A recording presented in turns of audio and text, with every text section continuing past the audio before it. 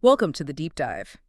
Today, we're looking into some claims made by former President Trump, specifically around deportations and border security. Right, and we're mainly using a transcript from a YouTube video, is that correct? From a channel called BNR. Yeah, exactly. BNR sounds like a news source.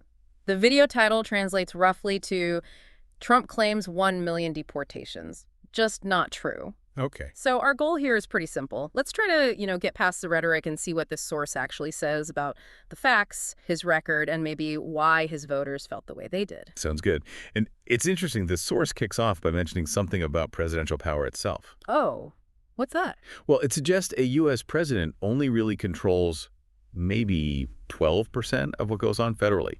Think about like land ownership or direct political levers. Huh. 12%. That definitely puts things in perspective, doesn't it? Especially when you hear these really big claims. It really does. It sets the stage for questioning the scale of some things. Like the deportation numbers. He claimed, what, 1 million in his first quarter or around that time? That was the claim mentioned, yeah, 1 million. But this BNR transcript, it cites the government's own figures and says it was closer to 100,000. Wow. Yeah, 100,000 versus 1 million. That's a huge difference.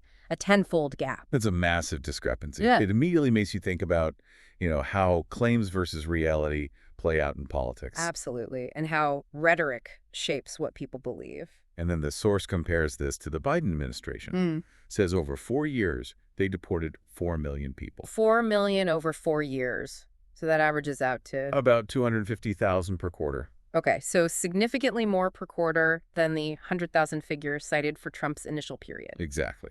Much higher, according to this source. But then it mentions image building. Right. Image building. It seems like the idea of being tough, the perception, was maybe more important than the actual numbers. That seems to be the angle the source takes. It's about projecting action.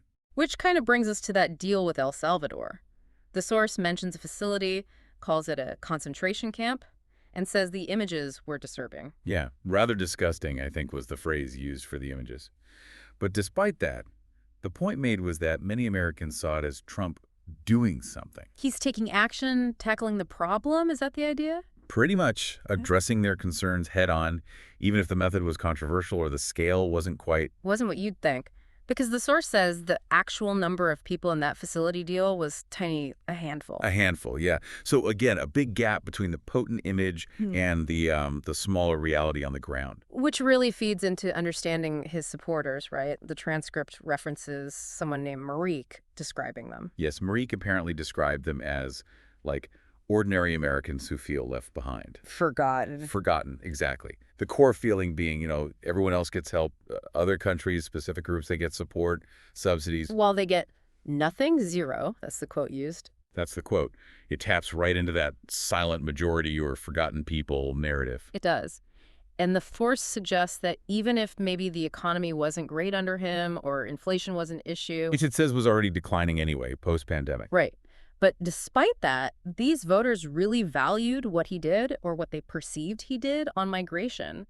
It felt like someone was finally listening to their problems. It resonated. It addressed that specific grievance. Okay, speaking of the economy, Trump's claim about inheriting the worst economy in history, the source pushes back hard on that. Yeah, it refutes it. Says the economy Biden left was actually fine. Inflation was there, sure, but it was seen as a pandemic after effect and already improving. So another example of maybe strong rhetoric versus a different interpretation of the data? Seems that way. The source mentions some job growth, 17,000 jobs on the day of recording, but still calls the overall economic picture under Trump pretty lousy. And connects that to his popularity ratings being, what, 36, 37% at the time? Which is quite low, yeah. The source also mentions the appeal of bringing factories back. Nostalgia. Right, nostalgia. The speaker in the video even says they kind of get it based on talking to people, that longing for a perceived better past. It's a powerful emotional pull, isn't it? Separate from, the complexities of global trade. Definitely. That feeling of wanting things back the way they were. Okay, let's shift gears a bit. The force talks about some internal administration stuff. Mike Pence and someone called Hexit. The name seems a bit unclear in the source material. Yeah, Hexit. Not a familiar name, might be a transcription issue or a nickname. But the story was Pence was maybe going to stay, then had to go. Because of a terrible blunder. Something about an app and classified info, That's what the source claims, a blunder, and then he ends up as UN ambassador. which is still a cabinet post, but the source frames it as, what, an expulsion. Effectively an expulsion, yeah. Not technically a demotion, but a move out of the inner circle. The source found the timing weird, like the app issue had died down, suggesting maybe internal pressure. Interesting. Loyalty dynamics again, perhaps. Seems plausible. And then this Hexit person, Described as unqualified, sharing sensitive stuff with, like, hairdressers and family, creating a huge mess at the Pentagon. that's the picture painted, yeah. A huge mess. And Hexit and their assistant were apparently removed, too. It really seems to underline that theme the source keeps returning to. Loyalty over maybe competence or experience. It certainly points in that direction, allegiance being paramount. Then there's Peter Navarro, the trade guy, the architect of the tariffs. Right. And apparently he was under fire internally. Steve Bannon was supposedly leading a charge against him. Yeah, Bannon thinking Navarro was not right in the head, and his ideas were nonsensical. Strong words. Very. And the source uses that Ford F-150 example parts crossing the U.S.-Canada border back and forth multiple times to show how maybe impractical the tariffs were.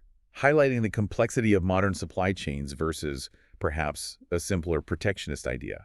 And Navarro's focus on the trade deficit, the source just dismisses it, like saying it doesn't have anything to do with football. Basically irrelevant to real economic health. Yeah, a very dismissive take on that particular metric. Suggests Navarro might be on his way out too, or at least under pressure. It all seems to reinforce this picture the source paints of Trump surrounding himself with, well, loyalists. Yes, men, believers. That's the language used. And those alleged details about meetings, loyalty pledges, praising Trump. And even job interviews asking if candidates believed he won the 2020 election. Wow. If true, that really hammers home the point about loyalty being the key requirement. It paints a very specific picture of the internal culture, doesn't it? It really does. So, looking ahead, what does the source say about the future? Well, it mentions predictions of changes happening after the midterms, so November of the following year, but also acknowledges the possibility of Trump serving a full 4 years. Depending on the Democrats? Yeah, depending on whether the Democrats can regroup, find a strong message. The speaker in the video actually sounds kind of bewildered by the Democrats' perceived silence or lack of direction. Finds it strange given the opposition. There's that anecdote about Kamala Harris. Right, campaigning on supermarket prices. The source uses it to illustrate a perceived disconnect, maybe not hitting the core issues effectively. And the speaker adds their own story, right? About grocery shopping in New York. Yeah, like $125 for just basic items to give a real-world sense of the economic pressure people might be feeling. So wrapping this up, this deep dive into the BNR source, it really highlights a few things. Trump's deportation claims seem significantly overstated, according to their figures. Definitely a big gap there. While the Mexico border closure is presented as a more tangible, successful action from his perspective. Seen as something concrete he achieved, yes. And his support base, those forgotten voters, they really connected with his immigration stance, that feeling of being heard, even with other economic issues, or these questions about loyalty versus competence swirling around his administration. The emotional connection on that specific issue seems key, overriding other concerns for those voters. Which leads us to a final thought for you, the listener. Yeah, think about this. When you see these kinds of gaps between political claims and the available data, which seems pretty common, how do you as an individual figure out what's accurate? What are the best ways to cut through the noise and form your own informed opinions in today's media world? And maybe also, how much does that emotional appeal, that feeling of being seen and understood by a political figure, influence support, even when the factual claims might be, well, shaky or disputed? Something to chew on.